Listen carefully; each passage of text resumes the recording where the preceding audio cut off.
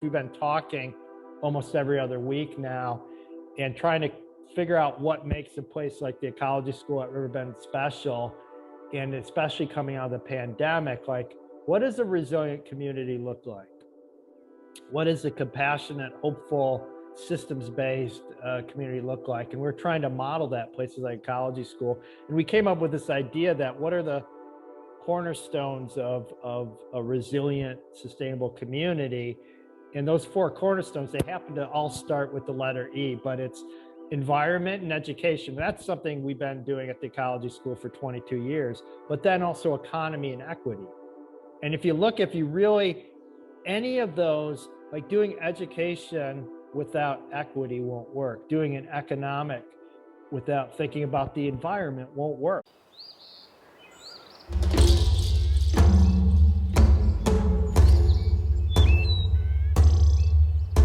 This is the Regenerative Real Estate Podcast. Revitalizing the world together.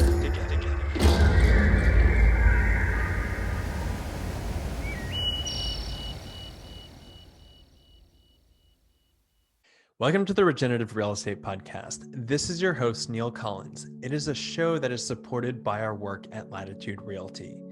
In it, we explore our natural and built environments and how they can be used as a force for good. The show sets out to inspire impactful ideas, meaningful change, human wellness, and ecological restoration through interviews and easy-to-digest conversations. Our guests range from industry leaders to iconoclasts, from both well-known figures to everyday people leading extraordinary lives. This is a show for people looking for education and inspiration on how real estate can be done differently.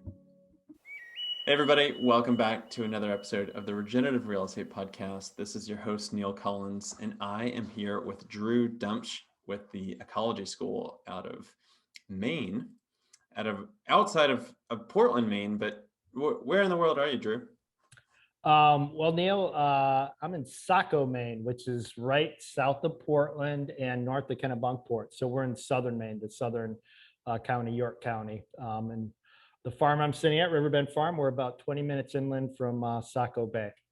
And Drew, I found you because you are one of the co-founders of the Ecology School.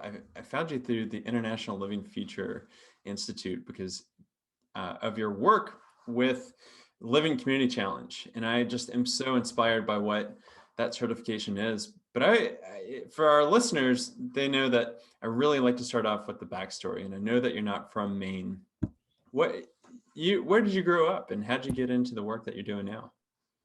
Well, Neil, I'm actually a English major Michigander. That's the quick way I say it. I actually grew up in Michigan in the rural part.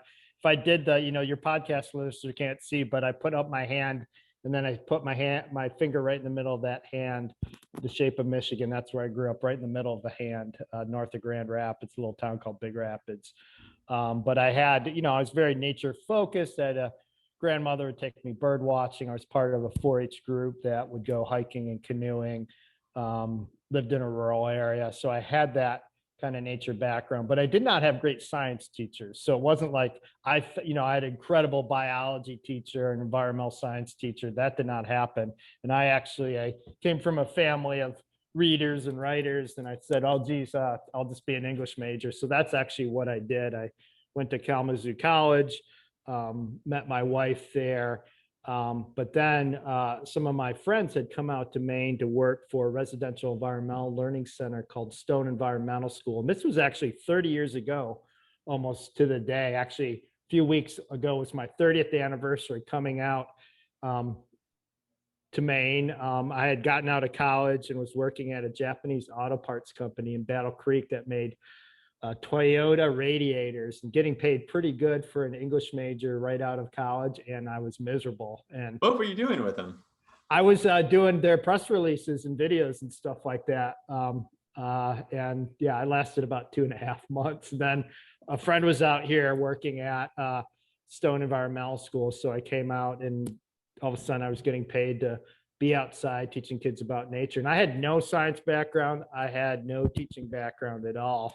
but just fell in love with that career and actually stuck with it, even though I took a couple of years to get my master's, also in English, down at University of Tennessee. But at that point, I was off and on working for different organizations, including I volunteered at a nature center down in Tennessee, and I worked out in California for a year, but ended up back out here and was able, with a couple of colleagues, to found the Ecology School back in the fall of 1998.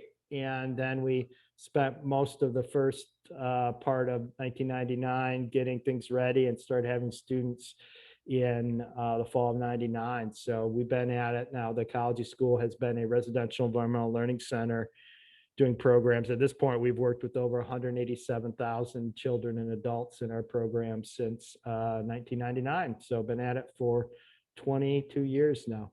That's a big number, 187,000. Yeah. The work of environmental education, what do you think was the draw for you? I think it took me a while to figure this out. I love the idea of systems thinking. In fact, even the idea of systems thinking, I didn't figure out that's what I was really doing until about 10 years ago, or no, 15 years ago, when a friend who was really into Danelle Meadows and systems thinker, Fritjof Capra, Peter Senge, all those, the rock stars, he came and did a development workshop for my seasonal educators. And I realized, oh my gosh, we're really teaching systems thinking. We're doing that because ecology is one of the best ways to teach systems thinking, because the science of ecology is the science of making connections. Because I've never really, just to be a physicist or a geologist or a biologist, this idea that an ecologist actually takes into effect landscape and the abiotic climate and geology and the biotic plants, animals, everything, and put it all together fascinated me. So that's really, and there's that broader, like when I started in the environmental education field, it was very much more like get kids outside and have nature because that's nice. And I got to tell you, over the years, especially the last decade, our field has evolved into this like save the world through systems thinking and resiliency. And that's what I'm seeing. And even the Ecology School, for our first 18 years, we were a seasonal renter. We rented a summer camp and conference center, the Ferry Beach Camp and Conference Center, about 20 minutes from where I am now, right on Saco Bay. And we would run school programs in the spring and the fall, mainly for upper elementary, middle school kids.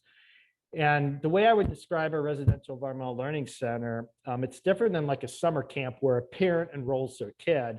School year residential environmental learning center programs, and there's a whole network around the country that are doing these type of programs.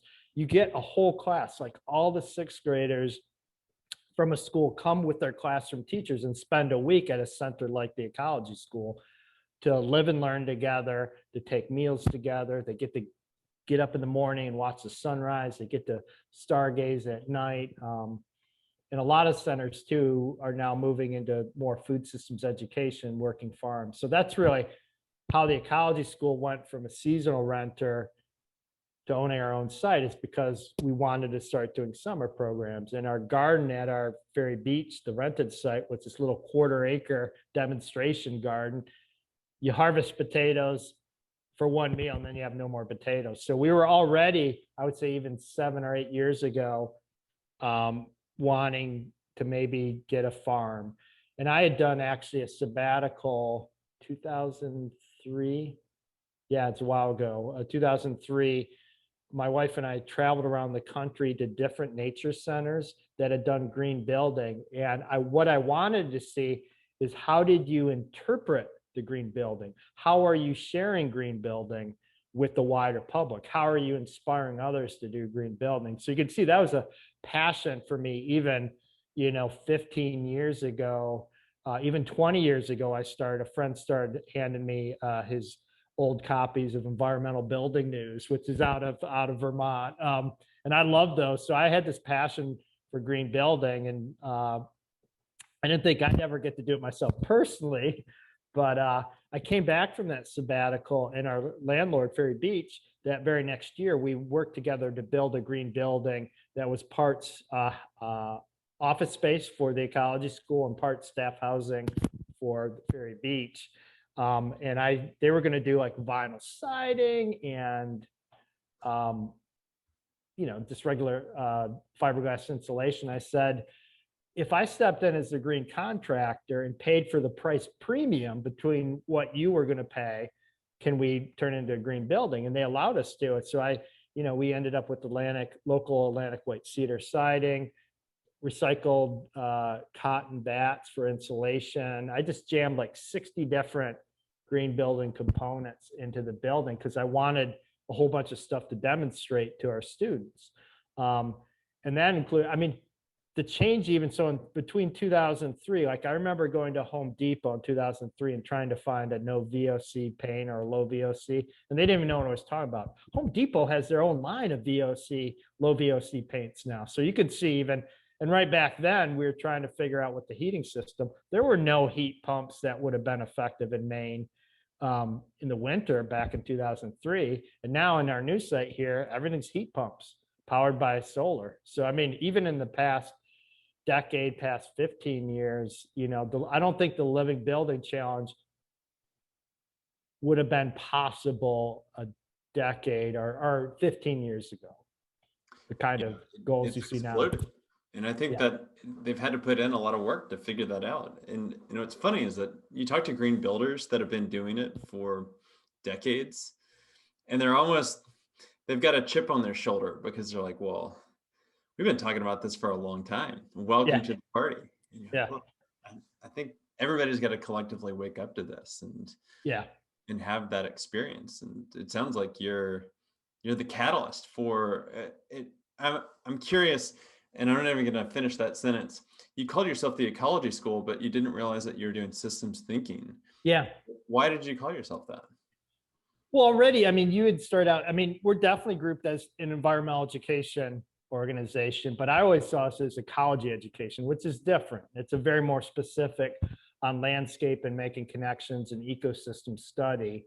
So, and that previous organization, I'd started my career in Stone Environmental School. So we were trying to get away from environmental, and ecology gave us, and really that school was this real, like, not necessarily a school building, but a school of thought, using ecology as a way of thinking about the world and a lens to understand the world and connections. Because I think, a lot of harmful impacts that humans do, for the most part, it's not this, I want to hurt the earth. Most people aren't going to say, you know what, I want to buy something that's going to hurt the earth. But it's like, I buy something, have no idea that it's hurting the earth or hurting other species on the planet.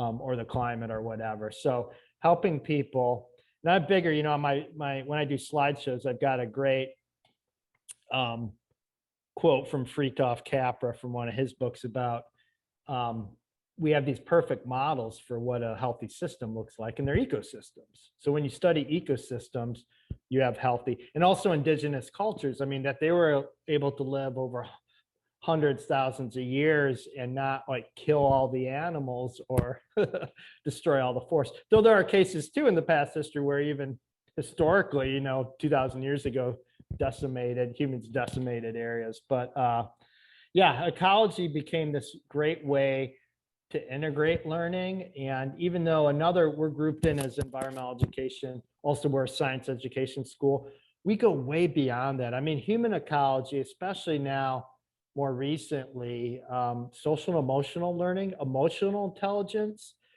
has been really important to us. In fact, there's a book that Peter Senge did with Daniel Goldman, who's been big really on social and emotional learning. I can't remember what it's called now. I should know this off the top of my head, but this idea of the education of the future is a combination of systems thinking and social emotional awareness put together. That is the type of an education that focuses on that is really the kind of education we should be doing. Yeah, it's interesting because what you're really circling around in my head is ecology is, as an academic practice, is a science-based curriculum. However, there's also this worldview that ecology underpins as well, of like you're fundamentally looking at the world differently through an ecological systems Yeah. thinking lens. And it's interesting how you're putting those two together. Yeah.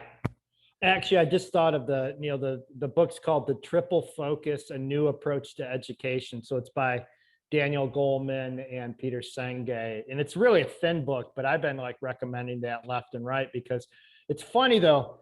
I found in the way I and my colleagues have developed the ecology school, we've always had this sense of we were doing systems education. We are doing that approach to education. We just didn't have a name for it, but we already had the sense of that kind of, you know.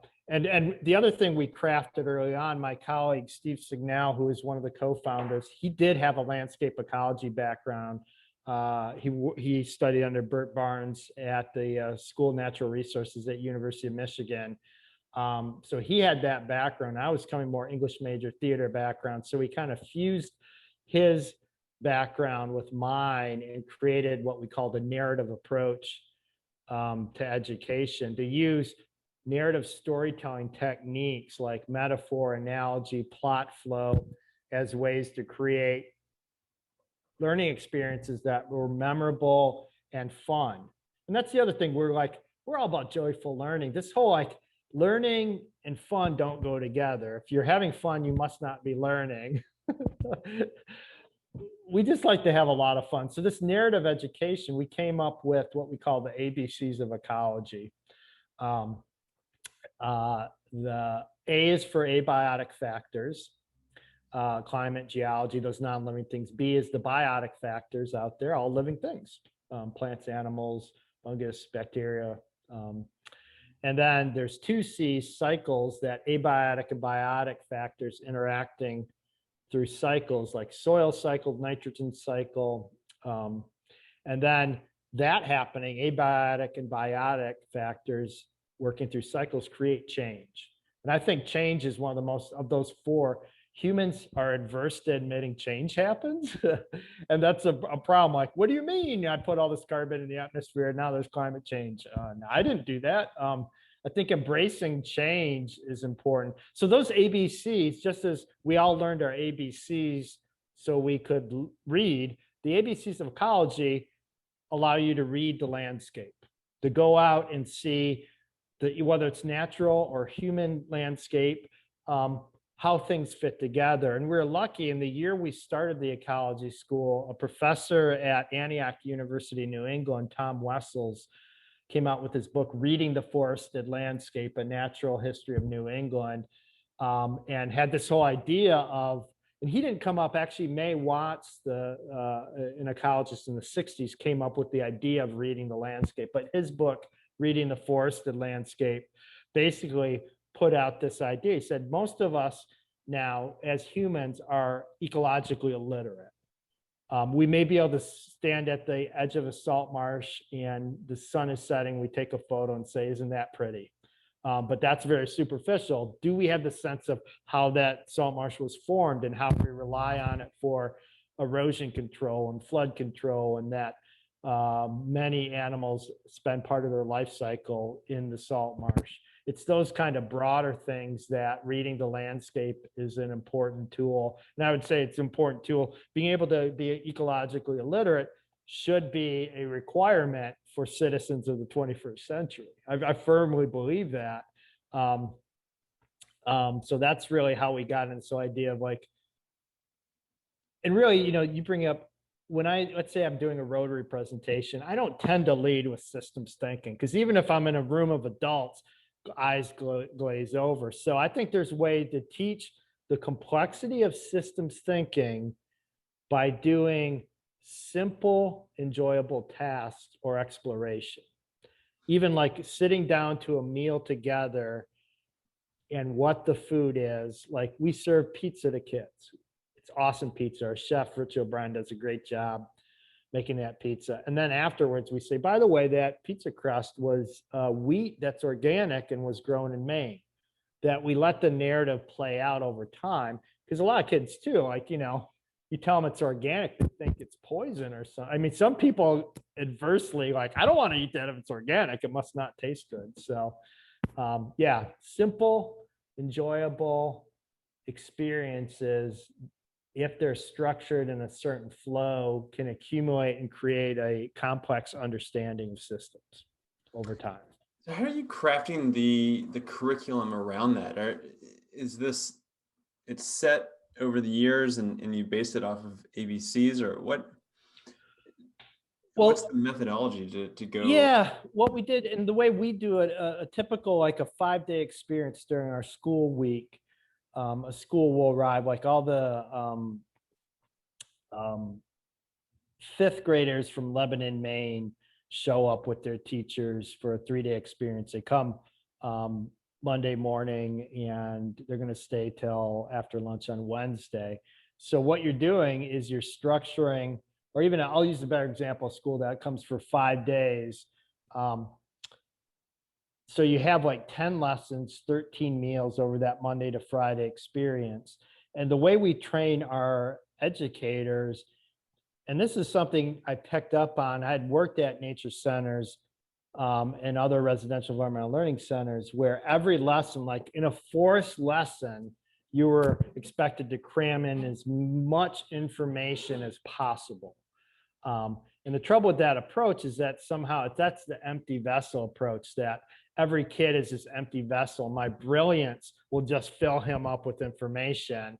But in reality, that's like treating them like a refrigerator and a bunch of Post-it notes. I'm going to just put all these factoid Post-it notes all over your body, and then you'll be able to put them together and figure it out, which is silly. That's just not, yeah, education as an informational delivery system, just I chafe at that. I don't, for us at the Ecology School, we're actually not, content delivery is not what we do. Do kids learn? Do our students learn content or facts? Sure.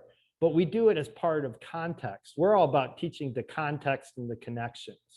So a forest lesson for us is like if the kids leave a forest lesson knowing that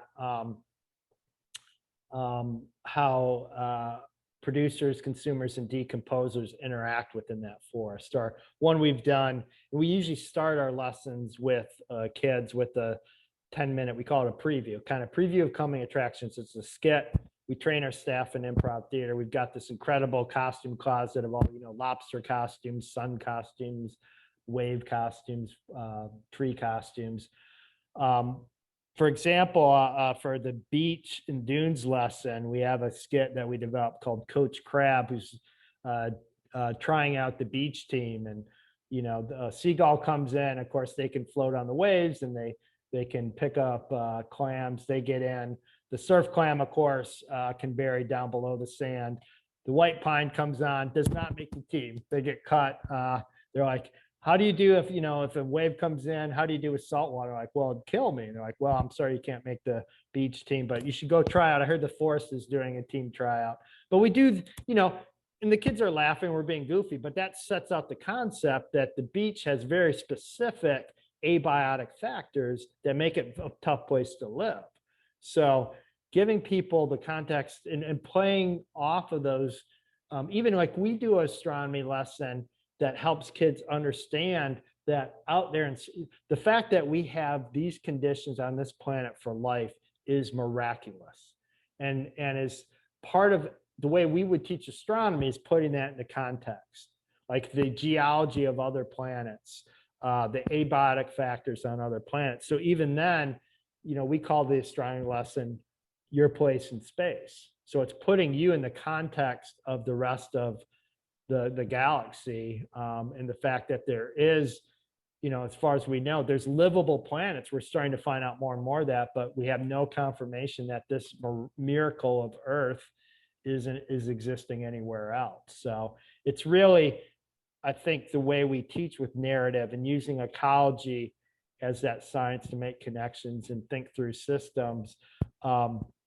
It helps frame an understanding, and those concepts can be applied in workplaces. Even we had our local Whole Foods in Portland, their leadership team came out. We did we call it the ecosystem pattern survey, where they go from the beach to the dunes to the secondary dunes to the forest, and they measure, nutrient level, productivity, diversity, disturbance levels. These are all things they each have like a little field notebook.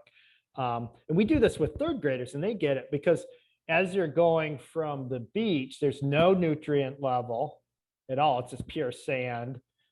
There's no diversity really because there's no plants really, but there's a lot of disturbance. Salt water, wind, no shade. And as you start to move to the forest, as you get away from the like in a forest, the trees help limit some of that disturbance, and they're not sitting on the edge of an ocean with their roots drowned by salt water. So their soil's building up. There's more productivity, more growth, more diversity, and you can chart that. So even kids can chart that. As the disturbance level goes down, everything else goes up. So we took that activity with this group of Whole Foods leaders, the head of the meat department, the head of produce, all these people. We did one of those walks with them, and then we had after lunch, we had them take those concepts of productivity, diversity, disturbance, and apply them to the workplace, and it was awesome. We were just like, if there's high levels of disturbance, meaning people are arguing and there's lack of clarity, productivity goes down. In terms of nutrients, health goes down. So they were able to take basic ecosystem dynamics and apply them to a human ecology kind of team leadership example. So yeah, I think it's awesome potential.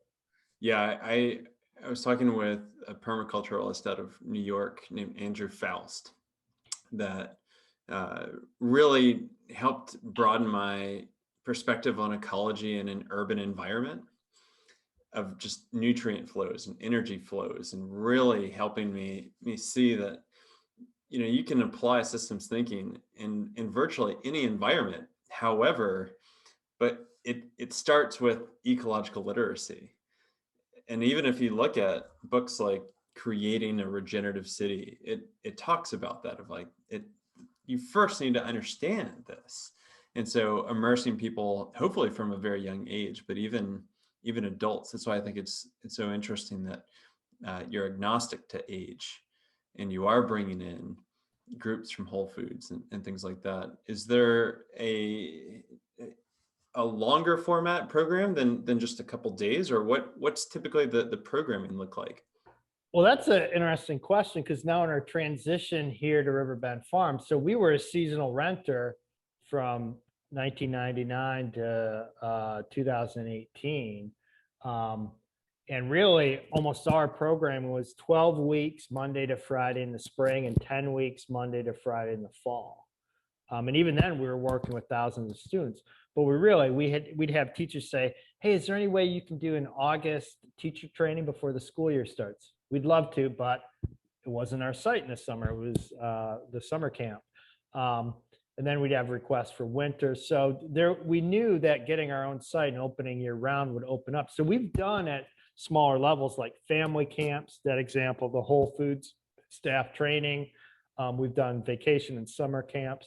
And now at Riverbend Farm, with our move here, we'll be able to be open year round and continue to do our school year programs during the week, but then use the spring and fall weekends, the winter, all summer long, as ways to do a variety of programming. I mean, we're definitely looking, Maine is known as a summer camp destination. That the first half of the summer, we're definitely going to be doing some great summer camp for kids with the focus on ecology and sustainability, but with a little bit less structure than a school year program would be, a lot more exploring. But we're doing a National Teacher Institute coming up on the first week of August, focused on watershed conservation and watershed science and conservation. We're also working on potential climate change education for high school teachers. So there's a lot, and we've been talking a lot of corporate meeting space and retreats to bring in, and they can do their work together, but then there'd be a component about learning about systems thinking. And of course, and we've all, how many conferences you've been to, like at a Holiday Inn or Hilton or something, where you're in a room all day with no windows. The food sometimes is okay or not. It's probably not organic. There's not recycling. And, that's starting to change gradually at some of those places. But if you come here for like a workshop or a corporate retreat, you would be learning about a place where they're walking the talk, that we're a carbon neutral community that is farming. Our goal for our agroecology farm here is to grow 100% of our produce on site. And then even we're looking at grain production, vegetable oil, potential rotational grazing with that whole kind of carbon sequestration model. So we're looking at a lot of different ways to kind of bring a lot of things together: green building, farming, innovative education, conservation. Actually, the property, we have 105 acres here on Riverbend with actually I'm looking out of I'm sitting in a 1794 farmhouse looking out a window at the Saco River that goes down to the ocean. We have half a mile frontage. And actually, the majority of the property, 96 of the 105 acres, is under easement with Maine Farmland Trust. So we're under a very restrictive agriculture and conservation easement that will only allow for education, farming, scientific research, and recreation, which we do. You hit all four. Yeah.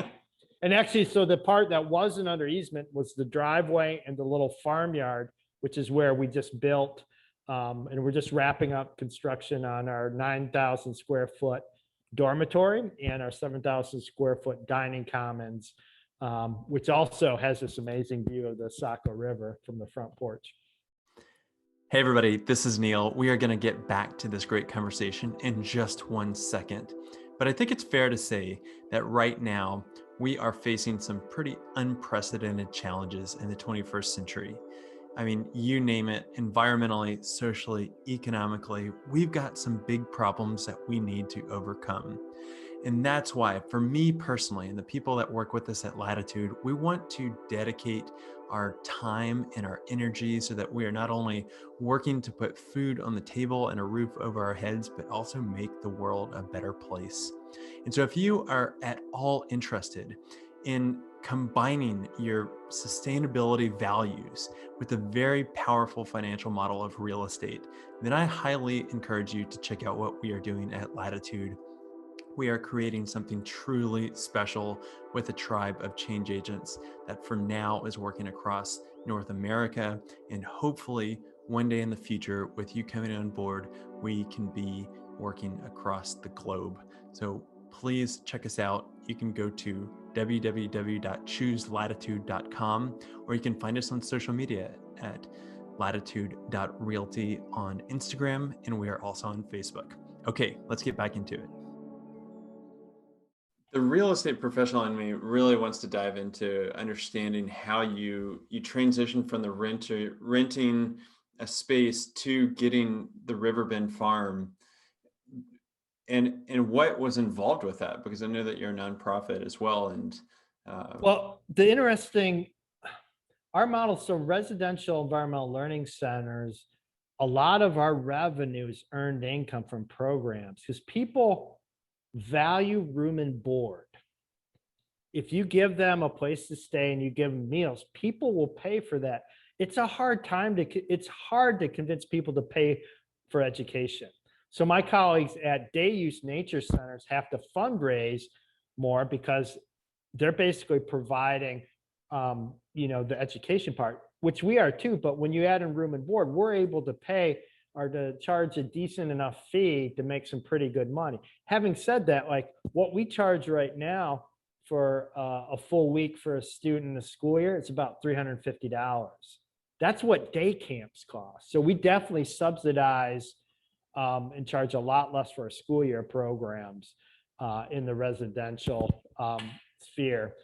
But so the Ecology School, we had been paying nearly $200,000 in rent at Ferry Beach for basically 22 weeks a year. so when we started out going to commercial banks to like feeling out and they're like, I remember one bank official saying, so of that 200, how much of that was other stuff? I'm like, what do you mean? That was the rent. He's like, how are you paying for that? I said, that was all earned income. He said, you're a nonprofit and you're paying 200,000 in rent a year. You will qualify for some decent funds. But what really happened then is that we connected up actually with someone who's working for Senator Collins, one of our U.S. senators, put us onto the USDA Rural Development Program. They have the Community Facilities Loan. So we were able to lock into a 40-year loan at, get ready for this, 2.125%. So for what we were paying for rent at Ferry Beach, right there, we were able to finance over $5 million. And that was like operating during 22 weeks. So knowing program expansion, we actually were able, and we did a lot of vetting, like a big business plan and expansion, but, and it was rough. I mean, we spent like 2 years working with USDA doing the vetting, but they felt, very confident that given our business model, having our own year-round home, we would easily be able to pay off that financing. How did you find the property? Were you looking for things in conservation easement, or did you put that on? We actually, one of our staff, John Ibsen, who is our garden coordinator and also was always interested in real estate, he had started looking in 2014 for a property, and we got really serious in the spring of 2015. Right about the same time, we started talking to potential architects who could design the project. And we came up, we're really big on the acronyms. I already shared with you the ABCs of ecology. John came up with, we're looking for the ACE site, and ACE, it was ACE. It started, A stood for access, that was close to population centers and preferably close to where we already were. C was for capacity, and that was like the ability to create a residential center. We did look at other summer camps that were for sale, and it just didn't, if they were for sale, it meant they weren't successful and they were run down. And then E stood for ecosystems, a variety of ecosystems. It's funny, I had a couple of real estate agents, the Ecology School, like, I have got the most amazing site for you, downtown Portland. It's like 10,000 square feet. I'm like, how many ecosystems do you have? They're like, what? You're a school. Don't you need inside space? And we're like, not really, except for, even the way we designed the Riverbend Farm campus, it's all about being outside. So we had these ACE, accessibility, capacity, and ecosystems. And then on May 12th, 2015, I remember the day because I was about to drop my younger daughter off at ballet class, and John emails me and said, this may be it, the site, 184 Simpson Road, 105 acres, farmhouse, barn. So I dropped her off and drove over to the driveway, and the driveway view, even, I'm like, whoa, I just could tell from the driveway because we're way off the driveway. The driveway itself is like 1/8 of a mile long. I mean, it's a pretty long driveway. You can't even really see the farmhouse. You can see the barn from the road. And it's an 1840s barn in great shape. Supposedly won in a poker game. I guess people used to bet their barns, and if you lost, it was dismantled and put somewhere else. So within a week, we were on site looking, and it was just amazing. And in the fields, it had been a horse farm since the 50s. Mary Merrill owned the property, and she's interesting. She had grown up in Augusta. Her grandfather was governor of Maine in the early 1900s. So she came to Saco, bought the property, and was raising Arabian racehorses in Maine. So we've got a little slice of Kentucky here too. And because it's an equestrian area, there were already 3.5 miles of trails. So it was like a nature center waiting to happen. So we immediately, like, this is amazing. And it was 20 minutes up the road from our other site, 10 minutes from my house. And really, we were looking in New Hampshire, all over the place. And actually, the most perfect place ended up being right up the road, which is good because to get to where we are today, where we're just about to open, we're doing a ribbon cutting 2 days after Earth Day. In fact, actually on Earth Day, we're going to do a ceremony called Flip the Switch to a Carbon Neutral Future, where we flip the solar power switch on our 720 solar power panels. But to get to where we are now, we had 27 municipal meetings between the city council and the planning board. So before we get into that, I feel like that tees up really nice the living community challenge. Was that on your radar whenever you're looking for properties, or was that something that came out organically over time? We actually, the living building, so when we started looking for architects, we knew we wanted to do living building because I'd already been reading like environmental building news. I was a big fan of that. I knew, LEED was great, but like this living building was a whole nother level of rigor. And the thing, like both living building and living community, things like equity and beauty. Wow. I mean, like we're going through the just certification for our equity pedal. And I mean, wow, that is thorough. And our lead architect, Jesse Thompson, really encouraged me to look at the Living Community Challenge because it felt like that was our master plan. Going through the Living Community Challenge on a broader, not just our new living building dormitory and our living building dining commons, adding in our agroecology farm, being a center for, like, let's say a hurricane comes through the area, our dining commons will be that, still have the power on kind of place for people to gather, electric charging for electric vehicles, all these kind of broader, how our small community here interacts with the larger community just made a lot of sense. And that was why going through, like you as someone in real estate or an architect or engineer, a lot of planning boards haven't caught up with the innovation of something like a Living Community Challenge. In fact, we, on our water pedal, we very much wanted to do more of a bio treatment with wetlands, but in the state of Maine, that would have required building a conventional system of tanks and leach field on top of that. So it made it cost prohibitive. Though in reality, the whole thing, our water pedal, we're meeting because we're using a tank and a leach field. It's a more efficient leach field with the aeration system, but we have such incredible hydrology here. If you're pulling up water and then the water's trickling back in, it's looping through. So we're meeting actually the water pedal, whereas like, downtown Portland, Oregon or downtown Portland, Maine, doing a living building and meeting the water pedal is really, really hard to do. It's like rain capture. And we are, on our water, we're drawing for domestic, which would be like, drinking water and flushing toilets. But for agriculture, we're totally doing a rain capture. I think the whole heavily irrigating with groundwater is quite problematic and getting more so now with droughts. I mean, even here in Maine, we had a major drought last year. So this idea of pumping water out of the ground, I would love to see more like rain catchment kind of systems. So what do you think the reception of the municipalities or the municipality planners and permit people that, like, did they get it? Like, were they drawn to the mission and the aspiration of it?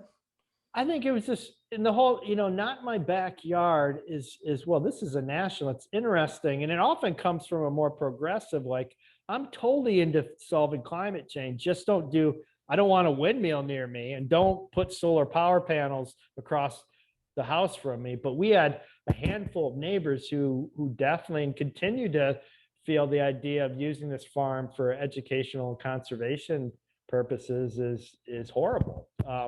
And between they and some folks on the planning board, it really was a tough process because really we're in a rural zone that allowed for golf courses, nurseries. I mean, just a slew of random stuff, but it didn't say in the zoning residential environmental learning center. So we had to go through a contract zone part of that. Not every municipality, I don't know in Oregon if you've got contract zones, but it's a way to kind of nimbly sidestep archaic zoning that hasn't been updated. So we had to go through a contract zone process, then a planning board process, and then because the project took so long, then we had to go back for renewal of the contract zone. And I mean, it just, but every step of the way, there were times where it just like, you guys don't get what we're doing, or it felt like you're not maybe valuing the level of what we're bringing to this community. So, but I know even, the municipal attorney we used for the process called me up just a few days ago and said, hey, the city of Sacco's asked if I could do a training for them. And I'm like, he wanted to know if that was okay because we're his client. I said, anything to help that council and planning board be more educated on the process of something like what we went through, I am all about. In fact, I would love to host here planning boards, architects, engineers, anyone to help them understand all the hurdles that were thrown in our way to try to help remove some of those hurdles. Yeah, and hopefully they can become advocates after that, and you can do some good neighbor discounts for your neighbors. Oh yeah, and I think, as you know, I mean, with living building, Jesse Thompson, our lead architect, probably said it best. It's like, this is impossible. They're making it near impossible and then saying, figure it out. So, because there were like, and you probably heard this from other folks who've done it. I mean, the materials is the hard pedal. Everything else even is just, it's the materials pedal, the red lists and all that. It's like, and adding to that, and what our architects, because we had three firms, not only Kaplan Thompson, but Bryburn and Scott Simons, since they were designing two different buildings, they agreed on a unified palette of materials to try to reduce how much vetting. So they got it down to like 1,000 or something. It's really remarkable. And people who don't know about it, like 1,000, that seems like a lot. Oh no, I mean, big building projects, what, 13,000, 15, 20,000 items? So they tried to reduce it. We definitely went with wood. We're in Maine. We went with Hancock Lumber in Maine. That actually, they even renewed their FSC certification. So they for their trusses, so they could provide the trusses. And really, right at the height, about a year ago, they were putting up the wall panels, and there were definite shortages because of the pandemic. But because our wall panels were made with Maine FSC white pine that was being assembled in the panel shop 2 towns over, right when we needed the walls to go up, we had no shortage of materials. Where I know other projects were like waiting on some from California or from Maine or from China or who knows, Europe. So I mean, we definitely, doing a living building project in the midst of a pandemic added a certain amount of challenge, and we definitely, I know other crews, with subcontractors, we definitely had some delays with, COVID outbreaks and things like that, but we got it done. And our construction crew, it's interesting. We went with Zacco Construction that hadn't done a lot of green building, but when we did the vetting, they seemed so hungry to get into it. And they had a nonprofit, a lot of Jeff Zacco, their head of their company, that serves on nonprofit boards. And I really felt doing a building project for a nonprofit is different than doing a project for profit. Because also, as we were raising money as we went along. We did 2 rounds of value engineering, which I had no idea what value engineering was until I did. And I learned value engineering, just a fancy way for cutting the budget. But we did 2 rounds of VE for a total of $3.1 million in cutting. And to show you how well the team did, Zach Allen, our designers, and us as the owners, we didn't lose any square footage. We didn't use any functionality. And I mean, some of the things, like the architects really thought copper roofs was going to be cool. You know what? We're fine with the zinc alloy, the regular metal roofs. So the first round of VE, the 1.5 million, Actually, it was really, and they wanted, they had built-in shelves for the dorms, which was going to be like $500,000. We lost a lot of that stuff. The second round got tough though. And at one point, the cost estimator for Zach said, "Hey, I've got a great idea how to bring the project back in budget." And I said, "What?" He said, "Lose the living building challenge." And I'm like, "It's not gonna." He said, "Maybe you can do like lead gold." And I'm like, lead gold doesn't even mean anything anymore. I'm like, "No." So, but we sharpened our pencils and well, not pencils, got in on the CAD and really dug in, and we were able to do it.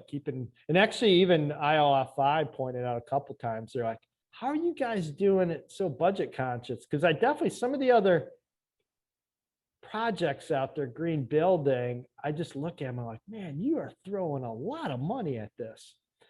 And one of the things, we had this dream that the patio in front of the dining commons was going to be recreation of the Saco River watershed in pavers. Really cool idea. But it's $250,000 to do it. And at this point, I'm like, man, I can, especially we hit the pandemic, because we've spent the last year with no income. We've had no income. Because what we do is bring people together to live and learn together. The pandemic meant we could not open. So we have been empty. Well, this site wasn't open anyway. We were renting another site up in Poland, Maine, a resort for a couple of years, which was awesome. It was working really well for us. But I mean, in May, we're hoping to have 10 fifth graders from New Hampshire come with 2 teachers, and we're so psyched. I mean, that's like 12 people when really a busy week for us is 120 people. But that's the pandemic. Having said that, I think there's that pent up demand. Well, actually, you're in real estate. Real estate market is out of control right now. People from Boston and New York are snapping up real estate. And that's unfortunate because it's an equity issue. So you've got working families in Maine that can't afford real estate, and you've got people from out of state coming and grabbing on to property. I'll tell you, this 105-acre gentleman's farm would have been snapped up if it went on the market last year or even this year. And the only reason even we had a chance on it back in 2015 is because of the conservation easements were restricted enough that at that point, the real estate market wasn't super hot, and people who had 1.5 million to buy a property like this weren't doing it. But yeah, I'm sure it would have got snapped up this year. Drew, I am going to be mindful of your time as I know that you had a hard stop. I've got to give you some reflections though. Yep. Your business acumen is like unparalleled. Like I can't even imagine doing the educational component, the agroecology and agriculture component, the planning for a living community challenge, fundraising, like especially under the nonprofit banner, which does tie your hands to how you go out and raise funds. So for everybody that is tuning in, whenever I researched the Ecology School, it just stopped me in my tracks. And maybe it was the type of education that I'm looking for my own son, for myself, for my team. I encourage everybody to go check it out. Check out the Ecology School. It is truly one of those projects out there that I think is so aspirational, and like you are doing so many different things that I can't even imagine running your organization. So my sincere hat is off to you on how you're pulling this together, and I can't wait to visit. Well, Neil, thanks so much. And I think really what I love talking to people who are interested in being entrepreneurial. And I think what you just described, I really appreciate. Those are kind words. But getting like being entrepreneurial in a nonprofit or educational setting is totally, and not that there aren't other nonprofits that are entrepreneurial, but I think we bring a kind of almost like Silicon Valley kind of crazy innovation and go really fast. And we're known for that too. I mean, we move definitely more rapidly. Like when I serve on boards, I tend to be the person who wants to do something a lot quicker than everyone else. And I've learned to like moderate that somewhat, but don't you feel the sense of urgency? I do. I mean, with things like climate change and equity work. In fact, that when I've got a coalition of folks nationwide, some of the leaders in our field, Great Smokies Institute, Tremont, Nature Bridge out your way, Islandwood in Seattle, Cascades, Wolf Ridge in Minnesota. These are some of the folks we've been talking almost every other week now and trying to figure out what makes a place like the Ecology School at Riverbend special. And especially coming out of the pandemic, like, what does a resilient community look like? What does a compassionate, hopeful, systems-based community look like? And we're trying to model that places like Ecology School. And we came up with this idea that what are the cornerstones of a resilient, sustainable community? And those four cornerstones, they happen to all start with the letter E, but it's environment and education. That's something we've been doing at the Ecology School for 22 years, but then also economy and equity.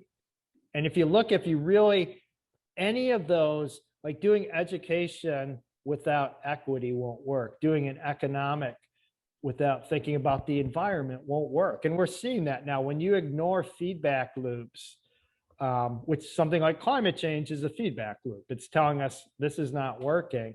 Or things like, all the protests last year, that's saying that the way we police or the way we do social structures aren't working, that there's a way to deal with that and deal with it thoughtfully. And I think the kind of work that the International Living Future is doing with things like Living Community Challenge, even knowing there's realtors out there like you now. And actually, I would love to connect you with Dave Holman, a former board member of ours, who's totally into what you are, the whole regenerative real estate, that more kind of like property, but with this mind of saving the world is really cool. So yeah. I picked up some great acronyms on this call too. So yeah, I got we're all the good three on the E's, acronyms. ABC. Yeah, we groove on the acronyms. Yeah, the neuro-linguistic programming educator in you. Yeah. No, this was a lot of fun, Drew. And again, everybody, I really encourage you to go check out their site and donate. I think that this is a worthy nonprofit to put your money where your mouth is if you're interested in this. Cool. So, well, Neil, it's been a pleasure. This has been really awesome talking, and definitely hope at some point get you and your family out here to hang out. We're gonna do it. Cool. All right. Take care. Okay, everybody, that is a wrap. This is another just great episode that I'm so glad that you're able to tune in. And thank you for being interested in regenerative real estate. What we are trying to do is help people and planet thrive together by using the built environment as a catalyst. And so I've got a couple big asks for you. Number one is, can you please go to wherever you're listening to this podcast, leave us a rating and review. Those actually go so far. And since this is such a passion project for us, we really want to be able to attract the best thought leaders from around the world. Second is that if you really like the content that we're putting out, you can find us on our own Medium publication called Regenerative Real Estate. We also have a very active community on Facebook, which is called Regenerative Real Estate and Design, which you can request to be a part of, and we would love to have you. And third, this goes to what we do every single day, helping buyers and sellers demystify sustainability by working with people that want to either buy a property and are trying to figure out the financing of how do I actually live out my values? How do I put that water catchment system on there? Or how do I go finance a solar panel PV array? Or maybe I want to live closer to nature. And what are the properties that are out there that I can do that? And so we represent buyers like that. We also happen to represent sellers that maybe they've already invested in sustainable features. Maybe they have a living building or a LEED certified project. We want to help tell that story. So much of what goes on in the real estate industry is transactional thinking at best, and it translates down into agents just really don't know anything about sustainability. And for us, we think that the value is there, and we want to help highlight really the intrinsic value of it, not just the bedrooms and the baths and the square feet of what typical marketing goes on. So if you know of anybody that wants to buy or sell these kinds of properties that we're talking about, please reach out to us at Latitude, and be sure to subscribe for another great episode coming up next week.